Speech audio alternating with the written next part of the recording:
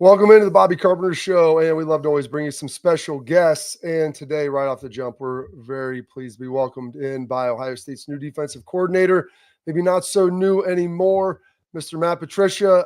Coach, you've been running around all over the place like you were in the NFL for a long time. What has this first recruiting season been like for you? Yeah, no, I appreciate you guys having me on. I'm super excited to be here, and thanks for inviting me. This is awesome. Recruiting has been a whirlwind, man. 3 weeks of the entire country. I think I've been from Seattle to DC to LA to Orlando. It's been really fun, though. I mean, it's great to get out, see the guys. Interesting for me, I haven't been around high school football in a very long time, but to see the different states, what's allowed, practices. We were in Georgia.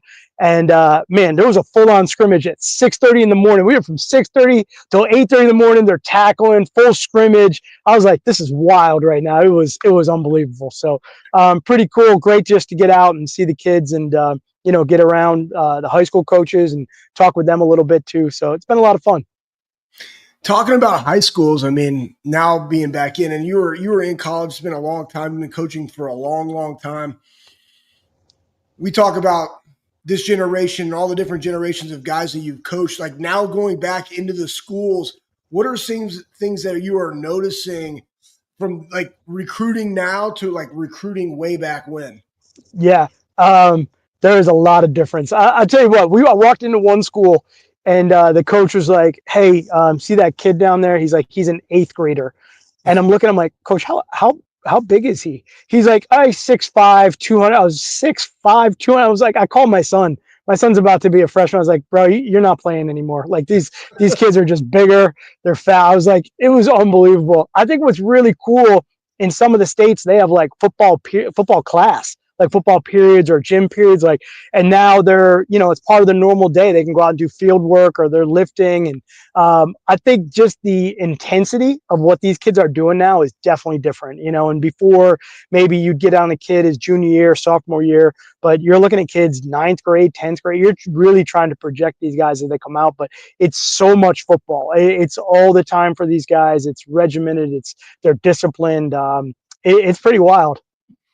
Coach, before we kind of move into some of the actual football stuff, and you're talking about the zero period or football period, and Schleggs used to always tell me about that when he was down in Dallas, and I thought that was so crazy because Texas is one of the states that has that. They've got the spring ball. Ryan has made a big push here in Ohio to kind of expand what you can do in the spring and summer. Do you see a difference when you're watching these kids, and not in athleticism, but just in maybe football acumen, skill development from that extra time? Yeah, you're exactly right. You go to Texas, Georgia, Florida, the schools that we've been to that have just that more on the field football time, the football class work.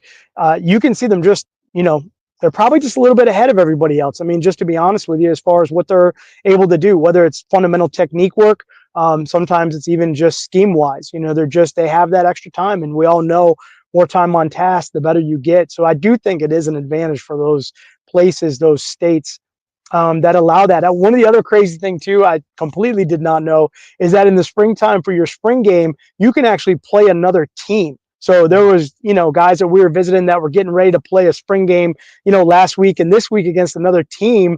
And I was like, it blew my mind. And I'm like, is there rules of engagement? Are we not hitting the quarterback? Are we not doing kickoffs? Like, what are we doing? They're like, no, we're just going to go play a game. I was like, this is wild. This is unbelievable. So it's pretty cool, but you can see the advantage. You're right. The teams that are out there practicing, the teams that have a little bit of extra time during the day to focus on football, you can see those kids gaining an advantage.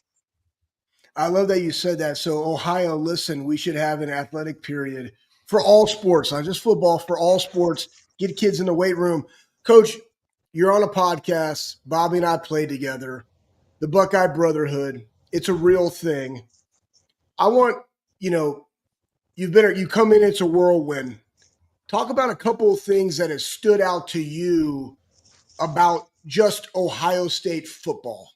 Yeah. And I think I worked both you guys out actually. I think I think we grinded back in the day. I think it was a good one. It probably had you guys like 3-4 hours. You're like, what is he doing right now? But when you were coming out, I'd say this with Ohio State football and the brotherhood of the Buckeyes, it's something I think being an outsider when I was in the NFL, coming to Ohio State and working kids out at Ohio State and looking at bringing them to the NFL, you knew the culture, you knew the development, and you knew the, the love of football, that the degree of love of football that you were going to get with that player. Being behind the wall and being able to see it firsthand. We have unbelievable kids here. I mean, these guys they're all about football. They care about each other. It's just a really special culture. And I think, it comes from the top down. Coach Day does a great job. And the leaders of the team have really just year after year carried it on. And I think the tradition of Ohio State football, the Buckeyes, that is alive and well in the building. And I think it means a lot to the kids there. So it's so refreshing for me to be able to come in and feel that and feel the energy and the love for the game and the pride for, Ohio State, the pride for the Buckeyes. Like, it was one thing that always amazed me, I would say, with all the guys from Ohio State that I coached, Mike Vrabel to Nate Ebner, in the off season, guys can go wherever they want in the country, right? You got guys that would go to Arizona to train, guys that would go to Florida to train. Guys always came back to Columbus. They always came back, to Ohio State to work out. And I think part of it was great. They knew they were going to get a great workout to get them ready for the NFL season. But I think it's because everyone else came back. That brotherhood was strong. They all, came back and competed and talked probably trash and then hung out and, just had a great time being around each other, which is the beauty of our game. It's what you miss the most, honestly, when you stop playing, whenever that is, whether it's high school or college or after you're done in the NFL. It's why we coach, because you just miss that brotherhood. You miss being in the locker room. You miss being around guys and just being able to cut it loose and compete and work hard. And, I still, Bobby, I still see you and Nate and you guys walking down the hallway being like, hey, did you get your legs in today? So I love it. I love that kind of back and forth all the time. That's what family does, right? And I think that's why it's so, it's so great. I think that's why it's just so great to be there and experience that. Absolutely, and it's something that's very unique. And a lot of the other teams would always joke wherever I was at about like you going back to Ohio State to train, you're gonna be there all summer and everything like that. And it is fun and it makes it good and changes things up a little bit. And it's really good, I think, for the current guys because Braves would come back, Galloway, those guys when I was there, and it just you feel better about it, and they give you an insight into the NFL, and you kind of know what you're getting into. I don't know if you knew what you're getting into, this spring, installing a new defense, coming through there after a month, 5 weeks. How did we feel about that at the installation process and everybody picking that up and kind of the goals of what what you like to achieve with your scheme? Yeah, I think the guys did a great job. I think everyone really dove into the teaching. A lot of great football, obviously, was played last year at Ohio State defensively, especially. And, I'm not trying to just do away with any of that, or we're not trying to change that. We're just trying to build on the things that were done previous. And I would say the biggest difference is probably just the way it was taught. It's just, much more of like a conceptual type of teacher, conceptual learning, and where you can take bigger picture schemes and boil them down and teach the group that way. And that's what I think brings the multiplicity to the defense when you can do that, and packaging and calling it a little bit different, more, like it would be called in the NFL, like you guys are used to. Maybe that was a little bit different than what was done last year, but the enthusiasm by the players, the coaches, to dive right into it, to teach it. The spring was great. It was fun. Practices are long. I was not used to the length of practice. I think at one point in practice, they're like, hey, we're on period 18. I was like, 18?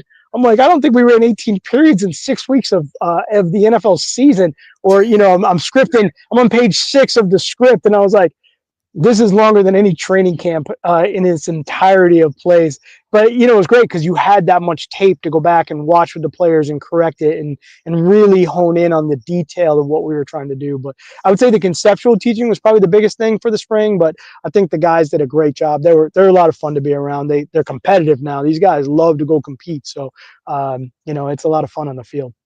Man, Bob, you should hit that question, or I'll hit it up later about the length, because with this longer season, that's going to come into play significantly. Your expertise in it, coming from a 17-game season now, these guys have never done that. I want to ask you this too, because this generation is just different. I've always said now they changed to a why, what, and when. Back with us, it was when, what, and why. Do you have like a certain teaching progression or a way that you educate guys? And then if so, like who taught you that? Yeah, you're really spot on. I like that question a lot, and I'm going to have to circle back with you and get exactly that order because I agree. Whatever you just said, I totally agree with you right there. Um, I think you do change. You do change your coaching style through the years. You know, I would say in the NFL, I was almost on like my fourth generation of NFL type of player, and even in the NFL, the way that you teach and the way that you kind of present the information, I think changed. Um, I always find it interesting, you know, back in the day, I think you'd come into a game plan meeting on a Wednesday and, you know, you'd watch 100 clips of a cut up and you knew that everyone already watched the 100 clips of a cut up. And, you know, you'd tell everybody this is what we're going to do. And it just kind of like, hey, that's what we're doing. There was no question about it. And everyone kind of saw it the same way. Now, I think with the time, we don't see as much tape together. You know, everyone watches tape individually. And then when you go in and you're going to install something, you know, the first question is, why are we doing that? So with that in mind, I think it is critically important that everything you teach, you explain, why are we doing it? What is the advantage of us doing it this way? Why is it, you know, structured? Why is the game plan put in this way? What are we attacking? I think you tell them the why right away, let them know. And then, you know, with me, the big thing for me is I kind of love the history of the game. So I always try to tie in a little bit of the history of the game. Hey, this is where this came from. This is why it came about. And the history, I think, maybe ties in the why a little bit to a deeper meaning. And, you know, it's always great when you can attach players' names or people that have done it, you know, previously, because it just has a deeper tie. And I think that's the biggest difference. You know, explain the why, maybe throw a little history in there, tie it into something for them, educate them a little bit on the history of the game, and then you know, and then you go to the detail from there. Really understanding that there is no, try to take us out as much gray area as possible and just try to be as specific as you can. I think that's the way to go. Well, when you've got a lot of history to teach from too, that obviously helps. You have a long history coming from the Belichick tree with Parcells, and I joked we're installing Fox my first year in Dallas, and he's like, we ran this with Lawrence Taylor and Carl Banks. So it's the same. I mean, the terminology is Yes. lasted for 40 years, Yes. modified some, but it's still all the same stuff. As you go through, and it's interesting. How do you balance not, you know, being aggressive at certain times, when to play off? Is it a team thing with what you have? How do you kind of figure out what type? Because your scheme is very, you know, malleable, and so trying to understand the players, how do you kind of disseminate what you're going to do? Yeah, I think you hit it right on the head with the word players. I think the most important thing is the players. Scheme, I say this all the time. I'm trying to figure out what does everybody do well? You know, how can I get them to play fast and aggressive? That's the biggest thing for me. If I can figure out what they do well, get them in a position to do that, then they'll play fast and aggressive. They'll be productive. And if they're productive, then we'll be okay. I think if you make it about the scheme, you know, and then it's not about the players. Then it becomes about the coaching and the rest of it. And that's just not the way to go. It's just not right. You know, it's got to be about the players. If you have players that can handle more aggressive type of situations, more aggressive type of techniques, you certainly want to do that. If you have guys that, you know, play better from an off position, then you want to move them to an off position. Game plan has a lot to do with maybe like down and distance tips and tendencies of when you can play aggressive and when, you know, you're going to have different structures that maybe aren't as aggressive or don't look aggressive. Sometimes you want to look aggressive but not play aggressive. I think that's, you know, part of the case too. And then there's that point where sometimes like if you're just not as good as the opponent, sometimes you just gotta let it go, man. You just gotta play aggressive, just get after them, and it's gonna happen either way. I mean, my great players, Akeem Talib will tell me all the time. He's like, "Don't worry about it, Matty P. It'll be 6 either way." And I was kind of like, well, can we just get it 6 in our way, please? Because 6 the other way is not going to be good for me. So, but you know, he had that swag, he had that ability, and most of the times he was right. So you trusted him to go with it, and I think it's trusting the players on the field. I don't play. You don't want me to play. That would be awful. So trusting the guys on the field to go have fun and to play that style is, you know, that's always the best. Coach, when you were one thing too, like back in the day, I don't know how we did it, but like some people taught us, right? Like how to watch film. And now it's so much on the iPad to come in. And that was, especially at Ohio State, like we'd sit down and you have Braves. And then, you know, in the New England days, they had Brewski, all these guys, veteran guys, knew how to watch film, tips and tendencies, down and distance. And now you're teaching, I call it physical literacy in the weight room. It's football acumen. How do you teach them like what to watch for? You know, now that you installed and you're communicating the why, It's then here are the things that we need to be able to watch, and here's how you actually watch it, so we're not confusing activity with achievement, quote unquote, Bobby Carpenter. Activity, I love it. Yes. So back in the day, one of my favorite things would be, especially post practice or early in the morning, just the guys grabbing the guys and saying, "Hey, we're going to watch film. Let's get into the film room. Let's talk it through." I thought the communication on the field reflected that at a high level because you were watching the same tape at the same time, basically through the same set of eyes. So everybody learned, you were learning at the same rate, you were seeing things the same, and you discuss and talk, and you'd have great, dialogue going back and forth. And that to me was the best way to do it. I still feel that was the best way to do it. Times have changed, things are different. So how do we cultivate that in different ways? You try to actually coach up watching tape. It sounds crazy, but give them a schedule. Make sure you understand that the day after the game, you got to get in. We're going to watch the previous game. Then that night, you should watch 1 to 2 games on the next opponent. Just watch a game. Then the next day, what does that look like? What am I going to watch specifically? You're going to watch these cut-ups. You're going to make notes on these things. Here's what you're looking at. And then the next day, this is what you're going to watch. And usually it's broken down into like early downs, third downs, red areas, and try to tell them like, hey, this is how much film you should be watching. This is what you should be looking at. And then, I use the same sheets that we would do as a post-game evaluation. I give them to the players and say, hey, take these sheets and evaluate our next opponent. What do they do well? What do they not do well? Who are the players we need to be alert for? What are the game situations that come up that are going to be a problem for us? What's, their best play or their best player, the critical situational stuff. We talk a lot of situational football, which is where, that football IQ really has to come into play. You really got to be on point because some of that happens where the clock is moving. It's going to happen fast. You're not going to have time to call timeout, get everybody to the sideline and say, hey, this is what they're going to do in this situation. You got to be able to know that on the field. So really almost giving them like a study guide and giving everybody the same sort of study guide. And then you got to collect them, and then you got to go through it and make sure that everyone's seeing it the same way. And hopefully through the course of the week, you're building that, looking at the film the same way. But I felt it was done much earlier in the week. And, I don't want to say the old days. I guess I'm the old guy. I don't know how it happened, but somehow I'm the old guy. So back in the old days, that's what they would do. And, I coached both sides of the ball, but I remember watching the offensive line on, it would be Thursday after practice, and, Matt Light would be in there with the offensive line, and Joe Andruzzi and some old heads would be in there, and they'd have all the young guys. Dan Copen was a young center for us, and just listening to player teaching, I always think is the most effective. The coach at some point, my voice is going to drown out, but player teaching, I think, is always the most impactful. And that's what you would feel in those rooms. Of course, I'd listen to and try to figure out what were they trying to do protection wise. So I'd go out the next day and practice and kind of mess them up. But, I just thought that was the best. That was the best part of it. So, Coach, you won a bunch of Super Bowls, long time coach in the NFL. It's been a while since college. Your last stop, well, not last year, leaving New England, you went to Detroit as the head coach there. COVID, injuries, a lot of things happened. What would you say maybe the biggest couple takeaways you had from your experience in Detroit?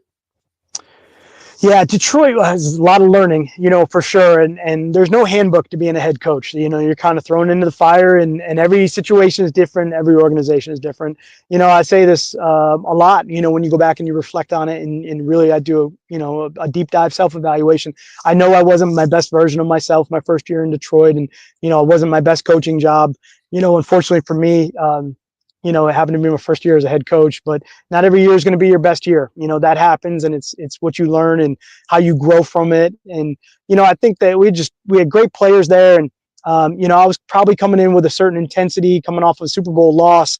Super Bowl losses are pretty tough. I've been fortunate enough to win some, and I've lost a couple. And, I think the building, it probably wasn't fair for the building, just where I was. Because when you lose a Super Bowl, all you want to do is just get back. I just want to get back as fast as I can and go win and get this feeling off of me. And, I didn't do a good enough job of resetting and kind of walking into a new environment and learning that environment first. I think that's the most important thing. You got to go learn and listen and do that. So you learn those lessons, you go on. There's been a lot of great coaches that have had a lot of success in the NFL that, didn't do a great job on their first go around as a head coach either. So you learn from it, you grow from it, you move on. But, certainly a organization that's doing extremely well right now, and that's great to see. Great for their fans to be able to enjoy that. And there's some good players and good coaches there. Coaches that were there with me that have really done a great job.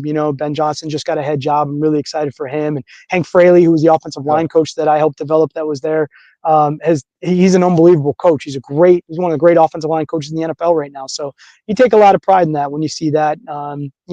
All stops are different, and your effect on people is different in every place. But it's good when you see a positive for sure.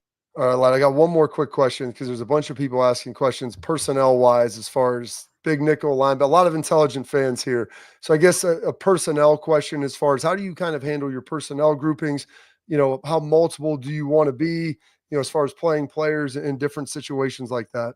Yeah, and you don't come to Ohio without expecting there to be really smart fans. So I love that. I love the enthusiasm and the energy and just the love of football in this state is amazing. I'm so appreciative to have that level of just the fans and the support and all of it. I'm a guy that likes to play as many people as we can. I think the packages and having multiple packages is great. It gives everybody a role. It gives everybody a job. It makes you feel like you have an impact on the game. I know a lot of times people get stuck on the word starter. Who's a starter? Who's starting for the defense? Well, a lot of times it depends on what the offense puts out there defensively, right? So if the offense puts 11 personnel, we might start in nickel. If the offense puts 22 personnel or big people, we might start in a base defensive look. And then on third down, we might have a completely different package. And you might start on third down. You might start on third down and 2 minute, which might be some of the most critical parts of the game. But because you didn't play on the first play of the game, it doesn't mean you're not a starter. Everyone has a role. Everyone has a job. You make your role on the team, and as many people as we can put in position in those situations that really plays to their level of expertise. We want the best guys on the field for that job on that situation. Well, Coach, we appreciate the time. I know you've got the pencil behind your ear. You're always ready to take some notes. You're always ready to go. And some more recruiting. So thanks for spending some time with us today. Yeah, thanks so much for having me on. I appreciate it. Hopefully you guys will have me back on at some point. I love seeing you guys. I love seeing you on the Zoom and on the call here, but I love seeing you in person too. So hopefully we'll get on the field and be able to get caught up. Absolutely. I appreciate it, sir. We'll see you next week when you Thanks, get back. Coach. Okay, take care. You guys have fun. See you. There he is. Matt Patricia, Ohio State defensive coordinator, multiple-time Super Bowl winner. We're going to break down a lot of what he said, Schlegs, after this. First, attention parents and athletes, protect what matters most with Export mouth guards, trusted by professional athletes, designed by NHL team dentists. Export mouth guards feature 3 layers of advanced protection, including a patented use of carbon fiber. They 3D print those bad boys right to your grill for more protection, better performance, max comfort, and clear communication. So you can focus on your game, not on your gear. It's like they're going to protect both your teeth and your brain, which is what you ultimately want to see because you don't have a whole lot left up top. Don't take chances with your safety. Visit exportguards.com/Bobby to save 15% on your order. Export, protect what matters most. More of the Bobby Carpenter Show coming up next.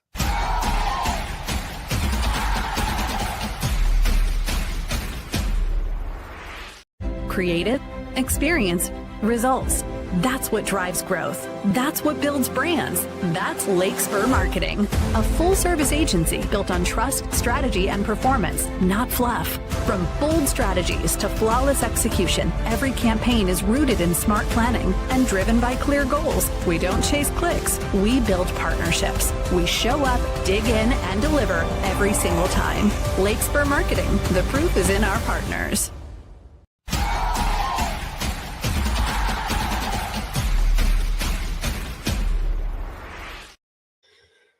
Welcome back in, Bobby Carpenter. All right, so Schlegs, let me hear your biggest. I mean, people are firing questions in the chat. I love that they noticed his pencil. Matty P, by the way, always has a pencil behind his ear. Always gas station note taking ready, Schlegs. You have no idea. He might be taking some notes off some of the things that you dropped out there, some of the different nuggets with everything.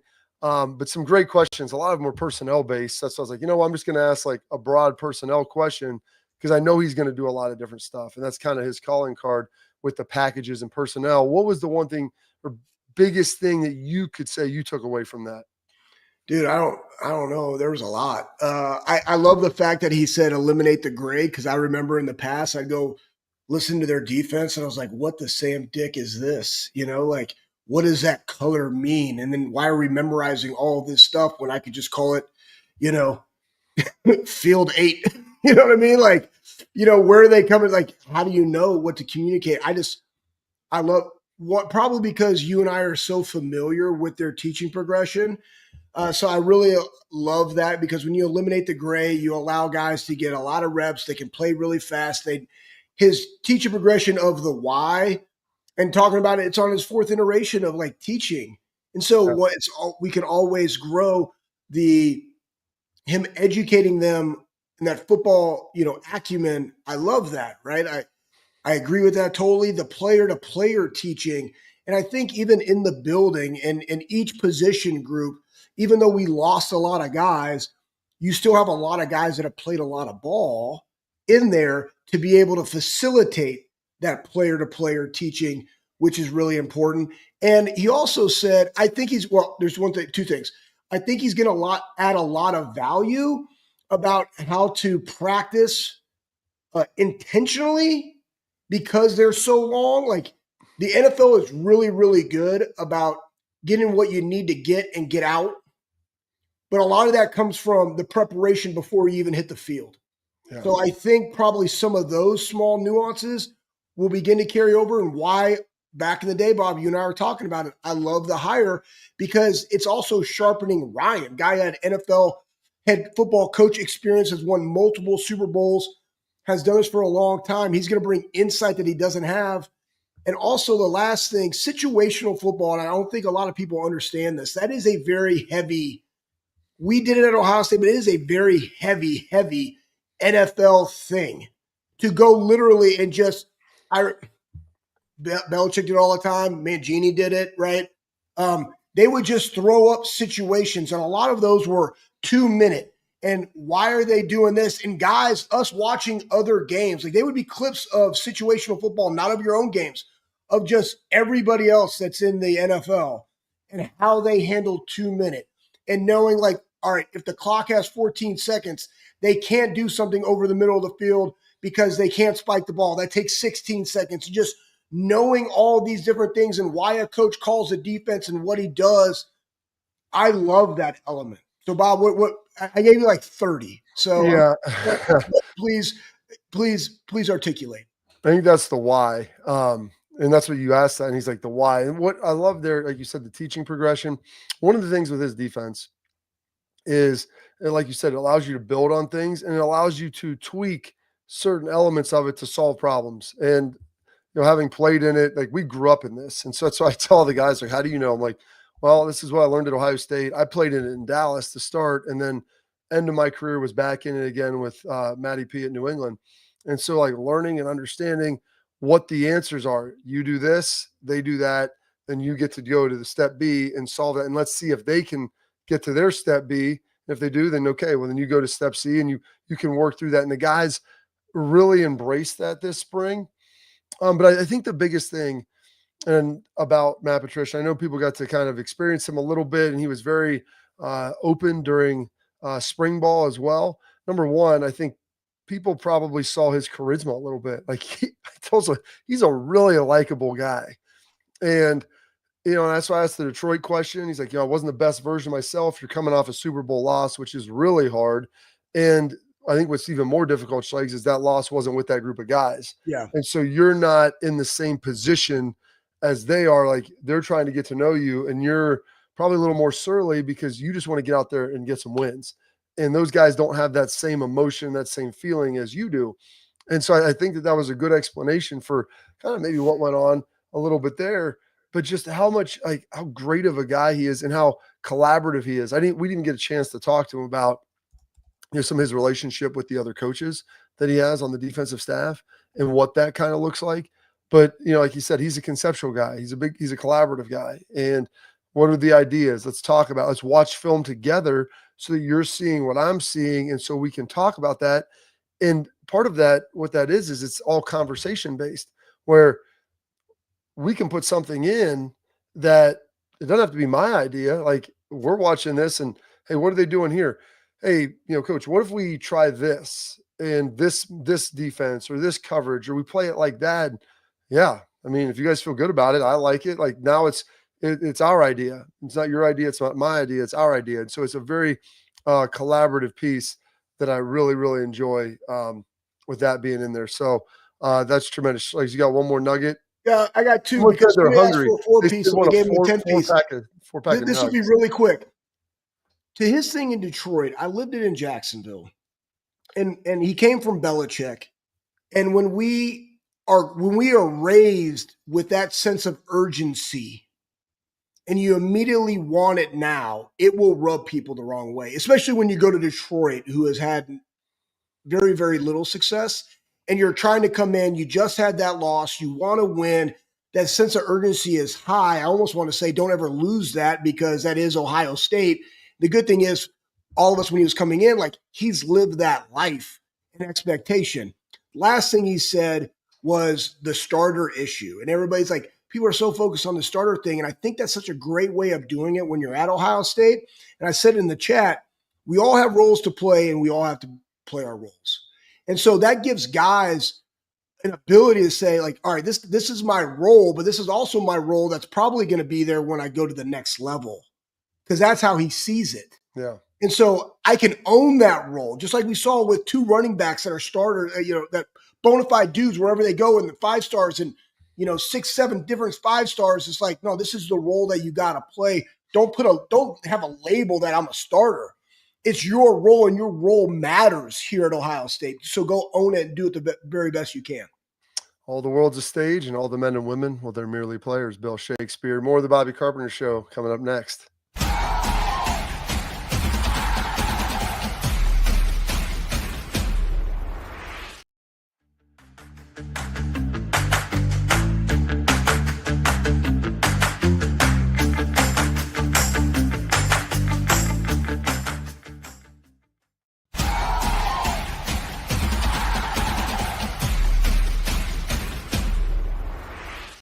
So one of the big questions, welcome back into the Bobby Carpenter Show. I know we got a lot of people watching today because our guy Matty P was on. And so thank you for that. Please like, subscribe, questions, comments, always leave them there for us. Working Strikes, trying to get some players, maybe get Matty P back on.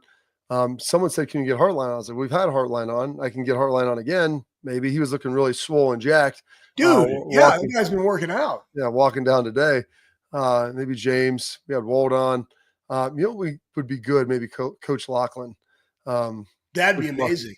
Yeah, he's good. What's amazing is I was talking to, oh goodness, I don't know. It was I'm trying to think of which running back it was. I can't remember during discretionary time. And I told him, I was like, you better watch Coach Locke, dude. Like, he loves this. He loves ball, because it's like, dude, I joked with him. I go, listen, he can handle it. Like, the guy used to did DEA or like drug enforcement, like SWAT team in Memphis. And they're like, what? I'm like, yeah. He used to volunteer for this stuff, come in like full flak jacket, like hang that up after working all night and like just dive right in to working. So maybe we'll try to get Coach Locke on to talk a little bit about that and some of his experiences as well moving forward. A couple other things. Like I want to get to some stuff and some headlines, but just staying with our guy, Matt Patricia here. One of the things, because people have asked, is it a 2 linebacker team, 3 linebacker team? I think in a lot of places, Ohio State, like everybody wants like more linebackers on the field. Like we need more backers. I love that. You and me both like appreciate it, playing with age. And I think one of the things you'll see as he talked about those packages is where you may have some 3 linebacker packages. That might be a 3-3 look with 3 down defensive linemen, because Sonny and Arvell are such unique athletes, and especially with Arvell playing some defensive line, and Peyton Pierce is good enough that he needs to be on the field at times. There might be some packages where, you have, 4-2, maybe there's 3 corners and 2 safeties. Maybe there's some packages where there's, big nickel, what they're talking, 3 safeties, because you have 3 really good safeties, 2 corners. And so when you have guys that are versatile, that can do a lot of things, it frees you up to be able to have a lot of looks, and it's harder for the offenses to get beads on you. And that's one of the things I think Matt does so well. And here's the great thing. He can call a coverage, and you can call the same coverage for maybe all 3 or 4 of those packages, and it only impacts like 1 or 2 guys who are the new guys in there. And so that's what's really great, is how transferable it is, but it gives the offense a lot of different looks. And so without getting into like, hey, coach, what do you call this? What do you call that? Scheme, because they do have to hold something back. Matt will talk a lot, but You're not giving away all the secrets. Like, you can't just lift up your dress on the first date. And so, yeah, but I thought he did a really good job kind of getting in and articulating some of that. I love the fact that he just said it's always about the players. I think Ryan has done a phenomenal job of making it always about the players and not about the scheme. And your job as a coach is to go under the radar and put your guys up for, allow your guys to have success. And that's putting them in the best position to make plays. To your point about the linebacker play and what people are saying, always like, it doesn't matter who's a linebacker. We've seen Arvell Reese go play outside. Yeah, he quote unquote is technically a linebacker, but then CJ Hicks is now a defensive end. He could be a stand up into the boundary outside backer in that package, or he could put his hand down. Like, you did the exact same thing when we went to nickel. So again, it's not about a label. It's just about what are we able to do. And to your point, Bob, we can go from a 4-3, a 4-2, a 3-4 and still have the exact same coverages. We're just giving a different look. And honestly, you can run – the cool thing, people don't understand this, you can run the same fire zone pressures that you want out of any of those. You're just doing it with different personnel, with different names, but it's the same thing. That's what's so great about this scheme that people just don't understand, or this philosophy of coaching. So that's why I'm excited about it. Yeah, I am too. And everybody got a chance to see him. You got a chance to hear him talk. And like, it's no surprise, like, the players really enjoy him because of how he kind of comes across and his accessibility, wanting to watch film together, wanting to have guys around, wanting to hear their ideas. And that was the one thing when you have a really successful team, and especially a really successful side of the football, and everybody else stays, and then you bring in a new leader for that. Like, how are those coaches going to respond? And I think Matt having a prior relationship with Tim Walton was good.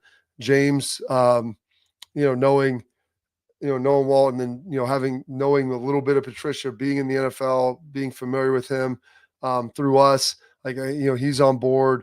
And so all those guys, I kind of all saw what they were ultimately doing, and he was trying to bring them in and get the best ideas. He's got his scheme, but he's like, my scheme isn't perfect. There's always room for more ideas to be able to dive in there. So super pumped that he was on.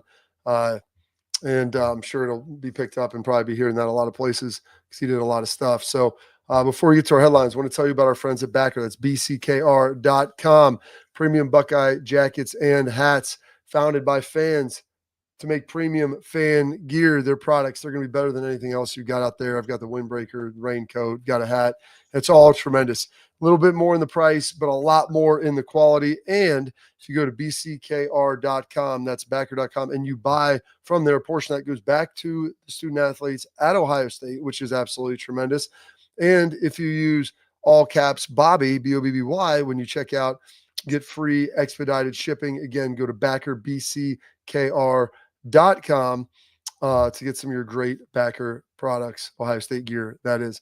All right, coming up next, we've got our headlines. Some big news in the football world. We'll get to that here coming up next.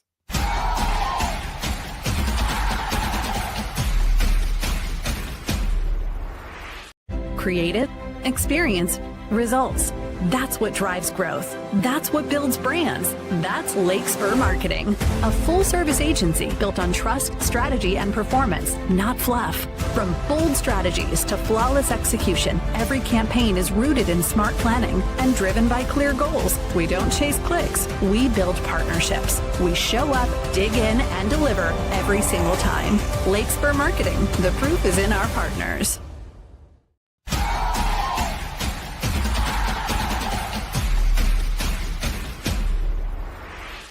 All right, so you just heard right there, our guys, Lake Spur Marketing.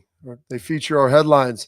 Lake Spur Marketing, full-service ad agency built on trust, strategy, performance, the things you love. No fluff, Schlegs. They don't need any fluffers out there. No. Lake Spur team shields you and your team from the outside noise, the cold callers, and let you do what you do best. Work on your business. They've got over 100 years of marketing experience, so they can handle it. They eliminate the waste. They deliver on budget. They don't chase the clicks. They're going to build those partnerships. Lake Spur Marketing. The proof is in the partners. All right, Schlegs, some big news today. And I know it's not necessarily hugely Buckeye-based, but the passing of NFL owner Jim Irsay, who was only 65 years old. I could not believe that. I thought he was well into his 70s when he passed. Owner of the Colts, for a long time. I think he was very well beloved. He had some of his own personal demons, and I think that's why he was so philanthropic. Talking to Albert Breer earlier today on my morning show about it, with everything that he was doing, he was very philanthropic. He had substance abuse issues, and he was very, very leaned into the mental health and everything that came with that. A lot of his, and I always tell people this, and this is the same thing with Matt Patricia. It's the same thing with anybody that you want to know about them. Ask the people closest to them who spent the most time with them what they were about and what they were like, and then you'll get a good answer. And Pat McAfee, it was very deferential to him of just what he meant to him and their relationship. And I know he's going to probably do a lot on the show today about it. Just losing someone at that young of an age is pretty wild to see, Schlegs, and apparently he passed overnight in his sleep. When the Lord wants you, he wants you. And I thought Pat did a really nice job on the old X Machine about just articulating that in the conversation. And when, we just heard from Lake Spur, it's about the partnerships, it's the relationship game. And, just him telling Pat, like, hey, you always have a job here, but here's nuggets, here's wisdom that I've learned throughout my business career that can help you in this. And I'll always be there to support you. And to have that from an owner, right, where a lot of them want to be, they want to work in the business, which can get dicey at times. We've seen that in the NFL when it becomes about the owner, but somebody that, obviously is a big personality, but honestly has the best interest of those within the building at heart all the time is a big deal. And anytime you have an NFL owner that passes away like this, there is uncertainty. Where do you go? But I'm interested to see how he laid that framework of being able to execute. Because I've always said this in all the businesses I've done. Same with you, Bob. It's one thing that you and I can work in and on them, but it's about the next people that have to step up and how seamless it is for them to continue what we are about and what the culture are about. So, yeah, it was ultimately sad, very, very sad to see, but it's been a very emotional and a heartfelt response. Because like I said, he had his own personal demons that he was dealing with, but he was really beloved by a lot of guys and a lot of people around him. And honestly, like, he never really meddled too much with his team, which a lot of guys like he hired good people, he let them do their job. And, you get a little lucky in the draft sometimes, and you've got to you hit on some high picks and drafting Peyton Manning and then Andrew Luck after that. And that worked out pretty darn well for him. That's the end of our headlines that are brought to you by our friends over at Lake Spur Marketing. We've got our tailgate talk up next, where we answer some of your questions. We've got some great comments in the chat that I'll get to as well. Here coming up next on the Bobby Carpenter Show.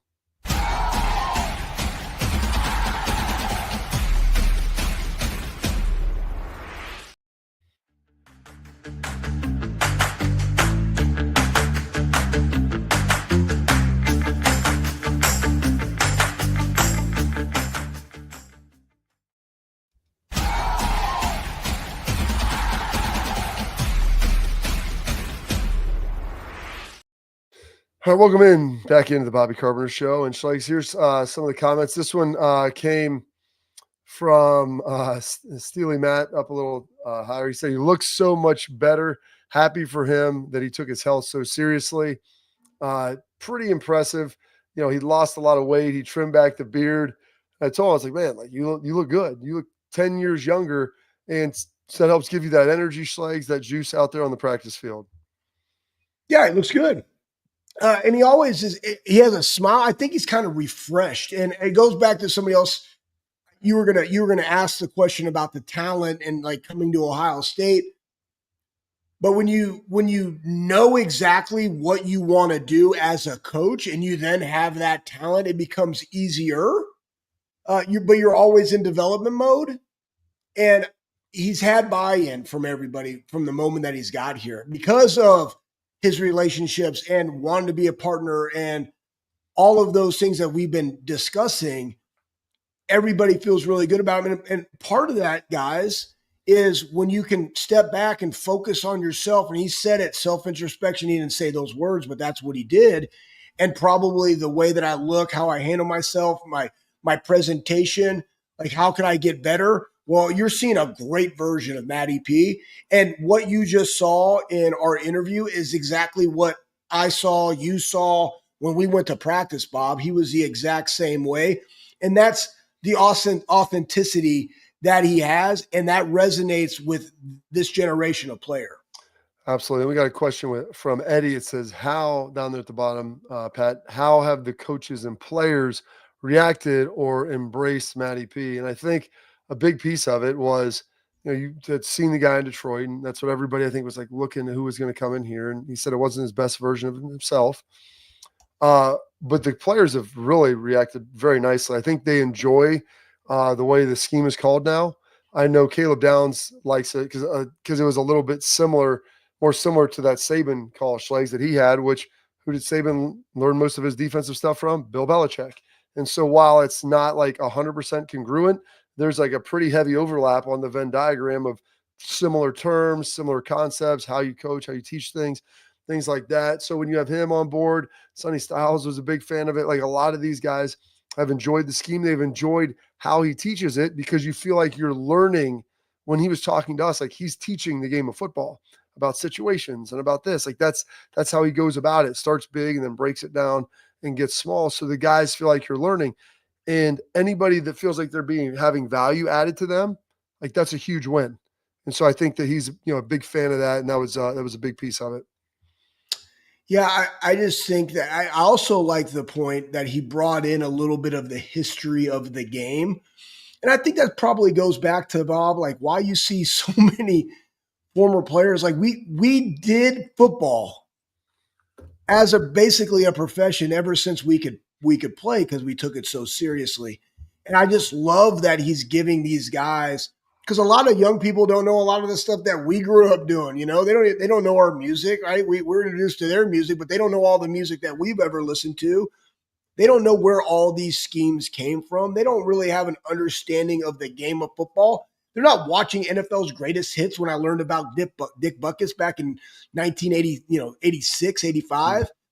So I love that aspect because a lot of these guys are kind of cerebral in that manner, and they want that, and then they can understand the processes of how we got to where we are, and then really simplify to allow me to go out there and execute.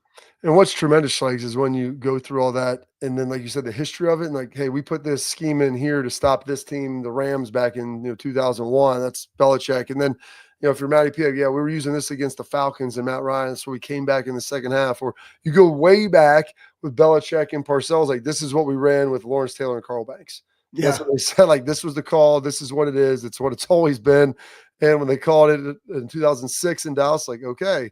And then when they call the same thing here and the guys like look over at me, I'm like, dude, they've been running this since 56 and 58 were on the edge for the New York Football Giants. It's all the same. You just tinker kind of how you do it and some other things around it to modernize it, but that's ultimately what it is. And so that's the end of our tailgate talk, brought to you by our friends at Real Truck. Schlegs, we've got one nice little parting nugget that everyone's going to want to stick around for when you get to see a little bodybuilding or some powerlifting going on and an unexpected dude. Find out who that is next.